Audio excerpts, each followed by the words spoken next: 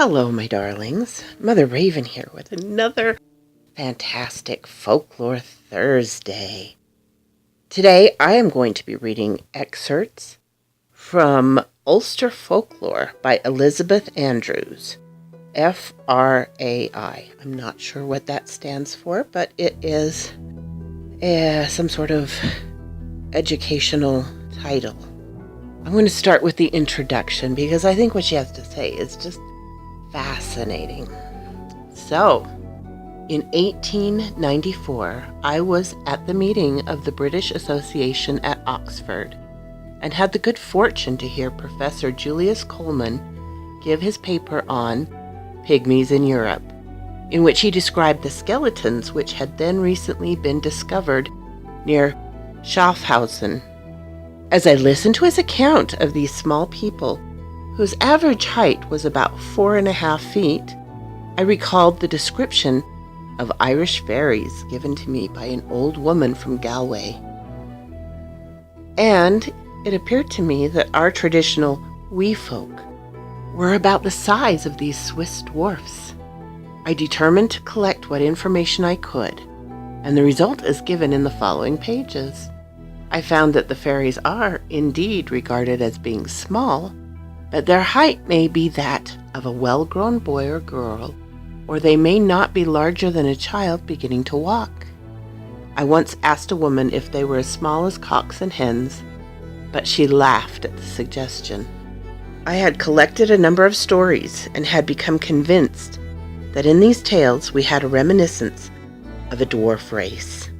When I read some of Mr. David MacRitchie's works, and was gratified to find the traditions that I had gathered were in accordance with the conclusion he had drawn from his investigation in Scotland.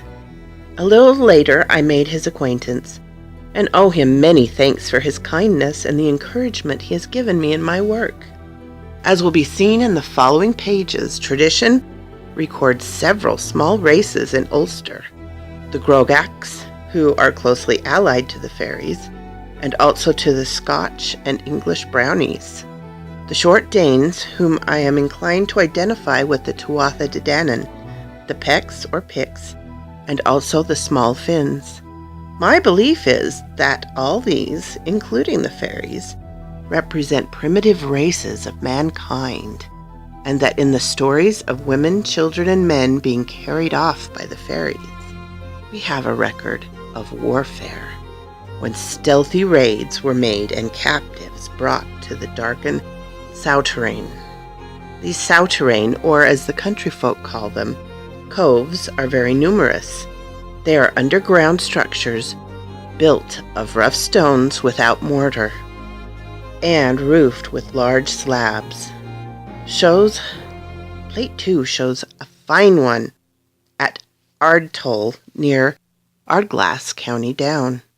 The total length of this souterrain is about 108 feet, its width 3 feet, and its height 5 feet 3 inches.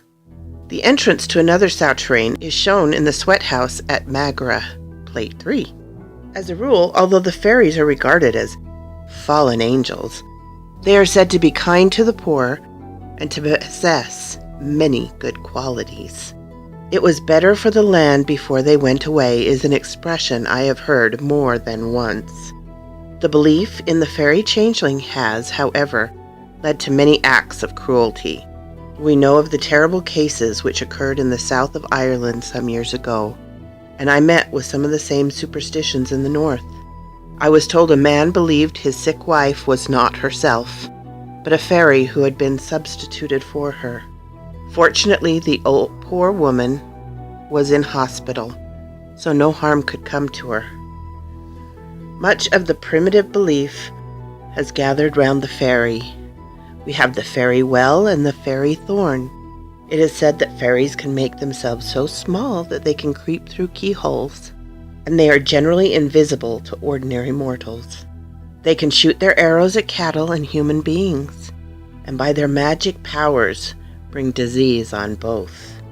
They seldom, however, partake of the nature of ghosts, and I do not think belief in fairies is connected with ancestral worship. Sometimes I have been asked if people did not invent these stories to please me. The best answer to this question is to be found in the diverse localities from which the same tales come. I have heard of making of heather ale by the Danes, and the tragic fate of the father and son, the last of this race in Down, Antrim, Londonderry, and Kerry. The same story is told in many parts of Scotland, although there it is the Picts who make the heather ale. I have been told of the women attending the ferryman's wife, acquiring the power of seeing the fairies, and subsequently having her eye put out, in Donegal and Derry, and variants of the story coming to us from Wales and the Holy Land. I am aware I labor under a disadvantage in not being an Irish scholar, but most of those in Down, Antrim, and Derry from whom I heard the tales spoke only English, and Donegal, the peasants who related the stories knew both languages well, and I believe gave me a faithful version of their Irish tales. And the rest of it is credit and thanks given to various people. I will read you part of chapter 1 as well, which is fairies and their dwelling places.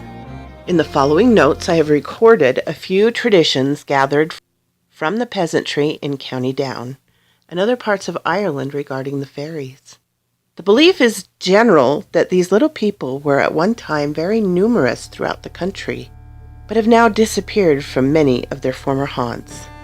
At Ballynahinch, I was told that they had been blown away some 50 years ago by a great storm, and the caretaker of the old church and graveyard of Killavay said they had gone to Scotland.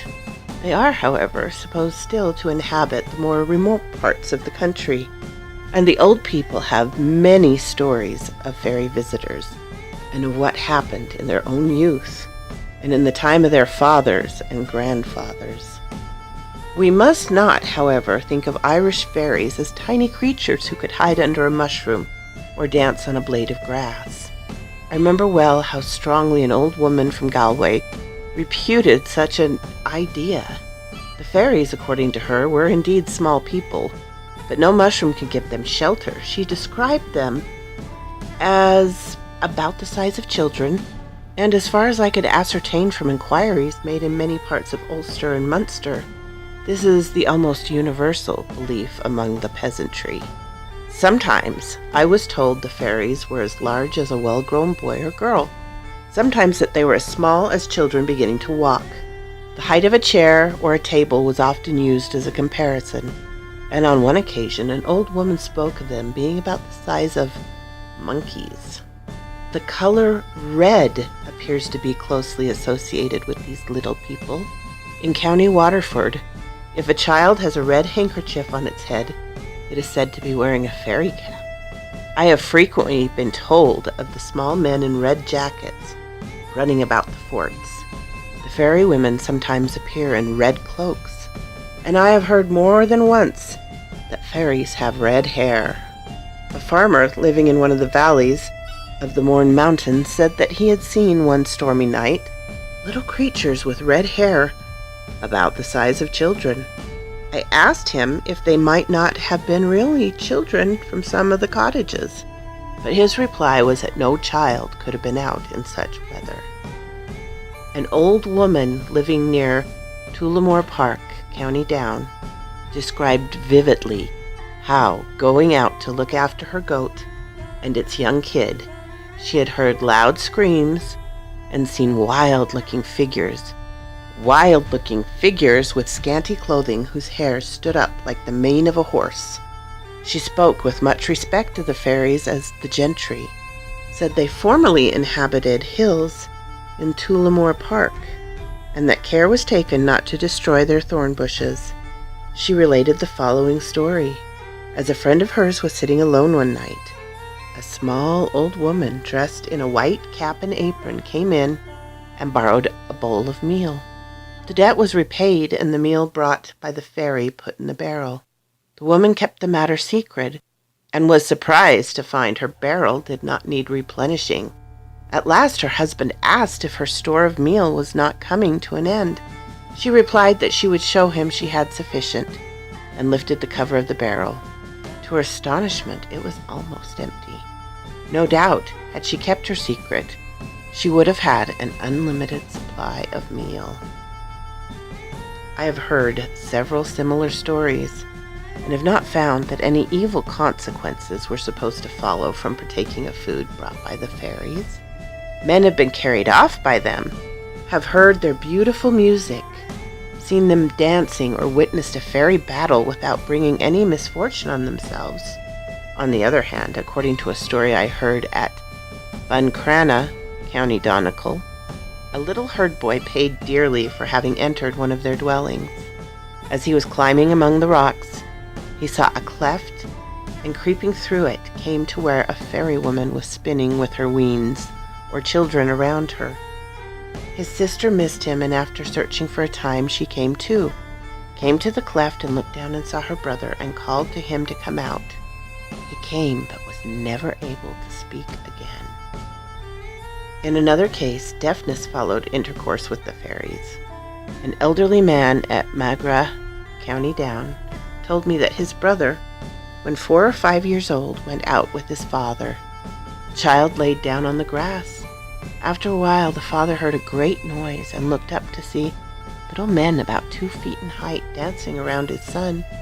He called to them to be gone, and they ran towards a fort and disappeared. The child became deaf and did not recover his hearing for 10 years. He died at the age of 17. To cut down a fairy thorn or to injure the house of a fairy is regarded as certain to bring misfortune.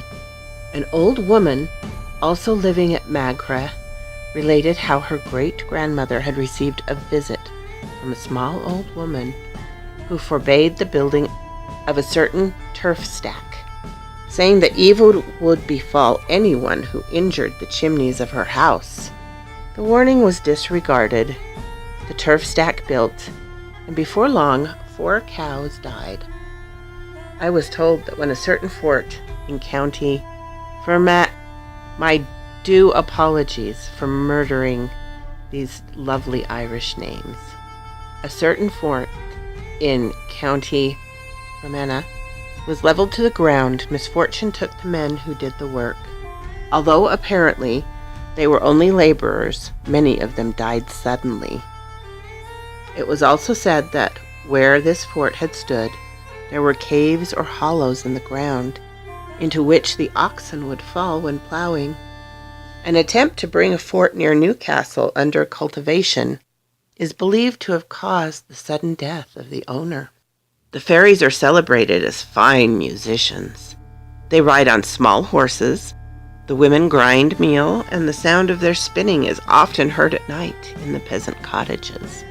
The following story is related as having occurred at Camlow near Newry.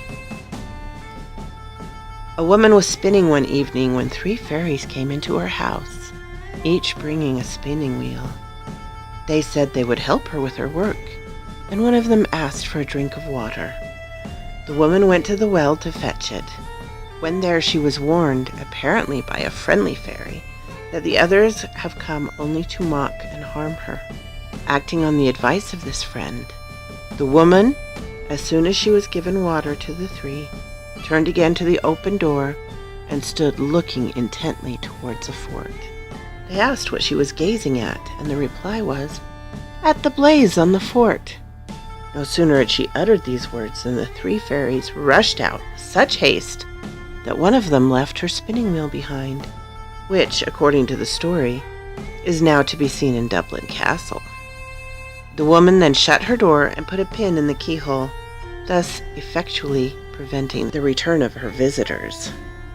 In this story, we have probably an allusion to the first signal fires, which are believed by the peasantry to have been lit on the forts in time of danger, one fort being always within view of another. These forts, or raths, appear to have been the favorite abode of the fairies. To use the language of the peasantry, these little people live in the coves of the forts, an expression which puzzled me until I found that coves or caves meant underground passages. In other words, sauternes. I think I shall stop there, my darlings.